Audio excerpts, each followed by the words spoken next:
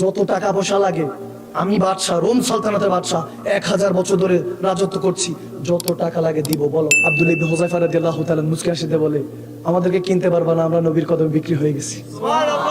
আরো জোরে সুবহানাল্লাহ। বলে আমরা নবীর কদমে বিক্রি হয়ে গিয়েছি, নবী আমাদেরকে কিনে নিয়েছেন, আর নিজে কিনে একজনের কাছে বিক্রি করে দিয়েছেন। তিনি কে?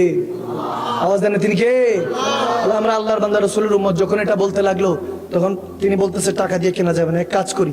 বলে আমি বাদশাহ রোম সালতানাতের, আমার পরে যে কোনো পজিশন আঙ্গুল তুলো তোমাকে দিয়ে দিব।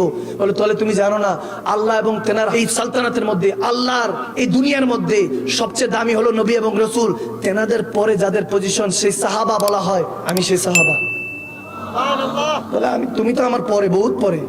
তো রোম সালতানাত বাদশাহ তো রাগ করে, এত দেখি এগুলো কি মাথা খারাপ নাকি? বলে মাথা খারাপ না, মন খারাপ। সুবহানাল্লাহ। মন খারাপ? কি মন খারাপ? বলে দুনিয়াতে থাকার জন্য আসিনি, শেখার জন্য এসেছি, মনটা এই জন্য খারাপ, কবে নবীর কদমে যাব, ইন্তেকাল করে কবে শাহাদাতের জাম পান করে নবীর কদমে যাব, নবীর কদমটা ধরে বলবো ইয়া রাসূলুল্লাহ, জমিনের মধ্যে আপনার দ্বীনকে কায়েম করে এসেছি। সুবহানাল্লাহ।